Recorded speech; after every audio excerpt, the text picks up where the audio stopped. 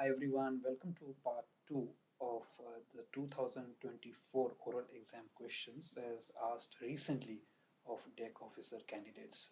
Some of these questions are pertinent to chief officer candidates and some to deck second mate candidates. Please go through all the questions and make sure that you are well prepared. I am not going to discuss the answers to these questions in detail in this video. I will just briefly mention some of the points that you should think about. The reason is that I want you guys to have these questions at the soonest without further delay, because if I make videos on answers then it will cause some delay. So please note these questions and start preparing accordingly.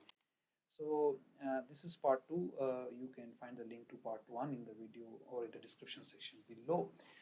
So the question here is, what is squat and how will you know your vessel is squatting? So you can mention about the principle of squat, how it occurs, in what circumstances it occurs, what are the precautions you will be taking, what are some of the indicators that you will be seeing other than the depth echo sounder, the depth recording on echo sounder, mention the formula for squat calculation. So mention whatever you know about the phenomena so that the surveyor is impressed from the very first question itself.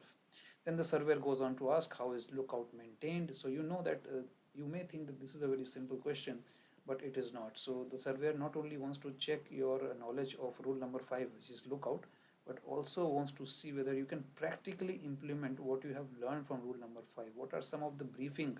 What is some of the briefing you will provide to your lookout person? How will you make sure that your lookout is doing a good job and not purely standing somewhere in the corner of a bridge or the bridge wing and reporting to you inadequate information or insufficient information? So think about this question, discuss with your friends and note down some of the points.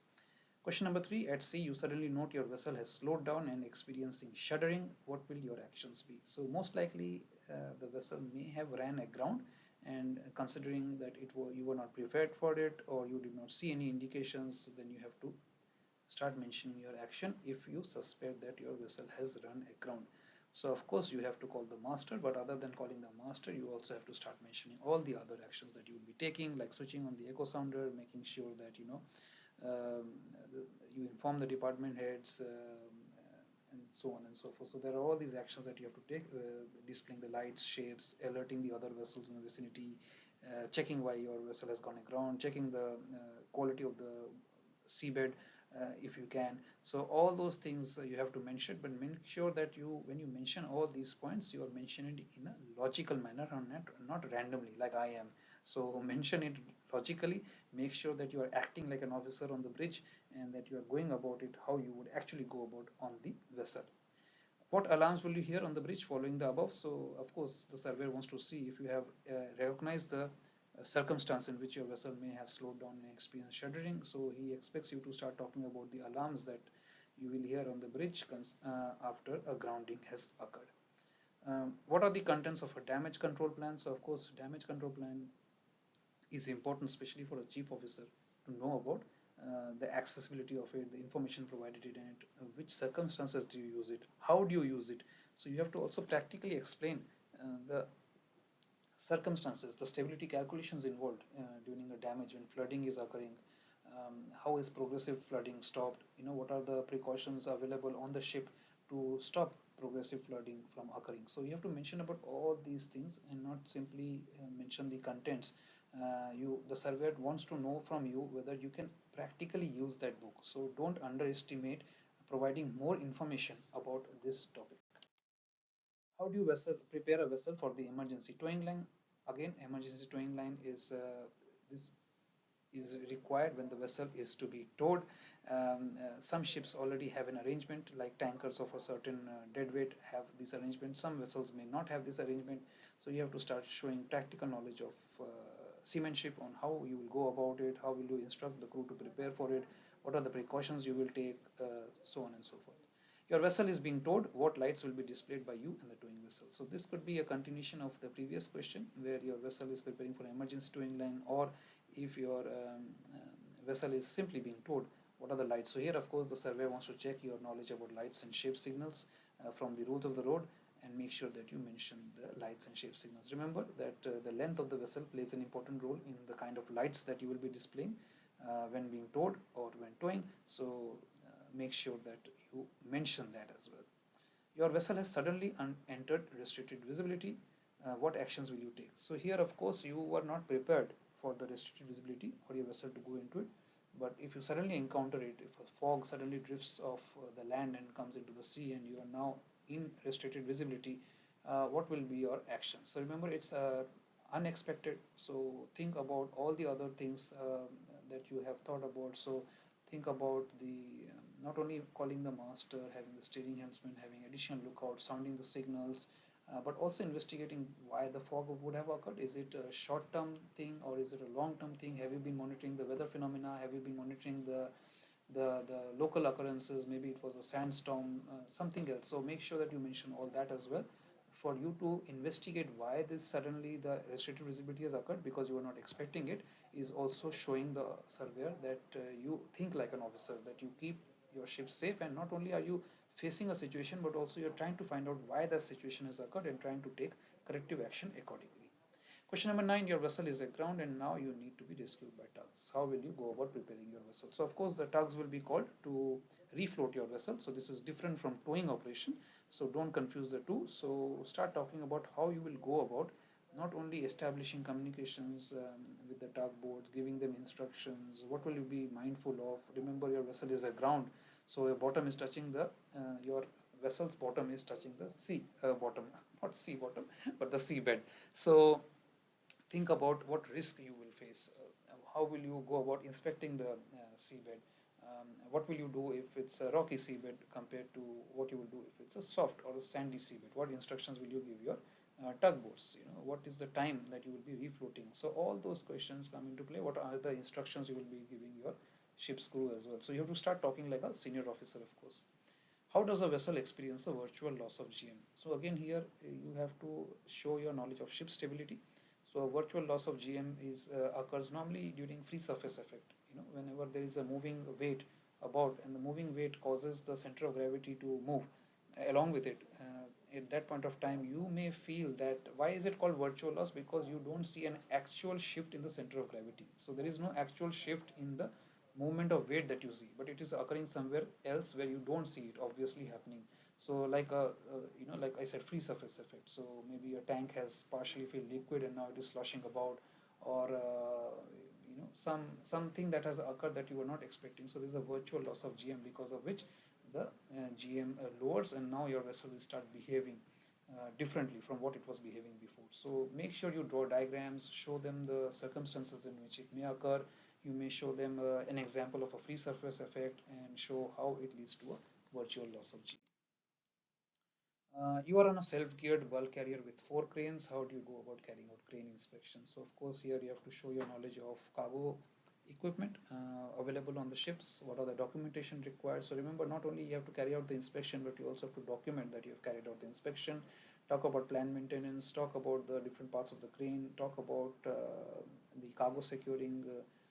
Not the cargo securing manual, but the chain register and the entries to be made in the chain register, and what inspections should be carried out, who should be going with you, and so on and so forth.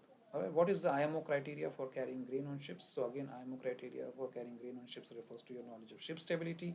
So make sure you mention all the IMO criteria required. Talk about the grain code as well. Make sure you include that in your answer. See, the more you include stuff in your answers, and when I say include stuff, I mean related stuff, the more it shows the surveyor that your knowledge about that topic is adequate, it's sufficient, it's more than what they were expecting you to provide. Because see, you have not sailed on all types of ships. You are most likely you have not sailed on all types of ships. So the surveyor is aware of the fact that your knowledge about certain types of ships may be purely theoretical. But even if it is theoretical, you can always show that you have read on that topic. You have got the knowledge. You are aware of the publication. You are aware how to go about it or where to go about to find information about a certain topic. That is what you have to demonstrate to the surveyor. As a chief officer, you have been asked to load the cargo without shipper's declaration. Can you load the cargo? So ideally the answer is no.